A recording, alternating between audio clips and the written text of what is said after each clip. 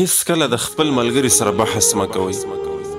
فضول خبرې، فضول اختلافات د خپلو ملګرو سره دا مه راولئ. فضول بحثونه ورسره مه کوئ.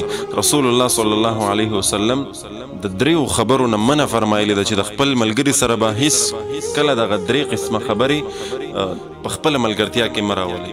یو دا چې ما تاسو ته ذکر کړه چې هیڅ کله د ملګري سره بحث مه کوه. د هغه ملګري سره چې هغه ستا نږدې ملګری دی او دا ستا رښتینی ملګری دی، لهذا د خپل رښتیني ملګري سره بحثونه مه کوه. په وړو وړو خبرو باندې د هغه سره اختلافات او بحثونه دا مه راوله. دې نه رسول صلی الله علیه وسلم منع فرمایلې ده. او دویم، د خپل ملګري سره هیڅ کله مذاق مه کوه، د هغه سپکه مه کوه. بعضې ټیم ملګري ناست دي که نه، یو پکې راولګېږي د خپلو ملګرو مذاق وړاوئ، دا هغه سپکاوی کوي. دا یاد ساته، دا مذاق دومره خطرناک څیز دی که نه چې دا ګورې بعضې ټایم په دې زړه باندې لګي. بعضې ټایم په ته د ګپ نه یو خبره داسې وکړي چې هغه به ستا د ملګري په زړه باندې ولګېږي او دغه وړه وړه خبره په دې زړه کې جمع کېږي. آخر کار د دې نه یو غټ اختلاف او ستا خلاف د هغه په زړه کې د نفرت هغه غر جوړ شي د دې وړو وړو خبرونه.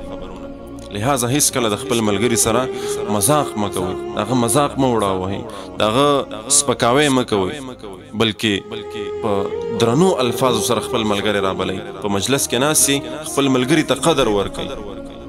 د مذاق دا معامله هیڅ کله په ملګرتیا کې مه راولئ. او دا یاد ساتئ، د کمې ملګرتیا په درمیان کې چې مذاق راننوځي که نه، نو دا ملګرتیا بیا ملګرتیا نه پاتې کېږي. دا مینه چې دی دا بیا په نفرت سره بدلیږي. لہذا ډېر احتیاط کوئ. د خپل ملګري سره هیڅ کله د مذاق او دغه رنګې بې ځایه ټوکې ټقالې سپکاوی دا مه راولئ.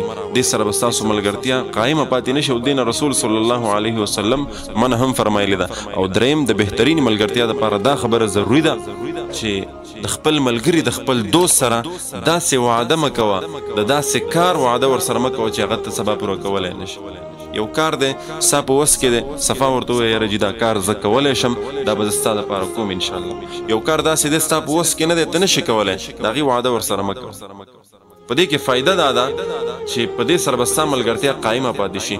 اوس ته یو کار نه شي کولی، ستا په وس کې نه دی او تا د هغې سره د وعده وکړه چې یاره زه به ستا دپاره دا کار کوم او زه به داسې کوم زه به هغسې کوم او سبا یې ته ونه کړې، نو لهذا په دې سره به ستا ملګرتیا ته ډېر غټ نقصان ورسېږي، ستا شخصیت ته به نقصان ورسېږي. نو لهذا ملګرتیا دا دین اسلام د دې درس ورکړی دی. او رښتینې ملګرتیا دا په زندګۍ کې یو بهترین نعمت وي. رښتینی ملګری نه دی، خوش اخلاقه، ستا عزت ساتونکی او تا سره په اخلاص سره ملګرتیا کوونکی، تا سره په اخلاص سره مینه کوونکی چې هغه ستا تکلیف خپل تکلیف وګڼي، ستا درد خپل درد وګڼي. لہذا دغسې ملګری دا په زندګۍ کې د الله رب العزت د طرف نه یو بهترین نعمت وي. د دغسې ملګري قدر وکړئ، د دغسې ملګري خیال وساتئ، د دغسې ملګري دپاره قرباني ورکئ، د دغسې ملګري دپاره چې څومره کیدی شي تاسو نه د هغه خیال وساتئ، ځکه دا یو بهترین نعمت دی.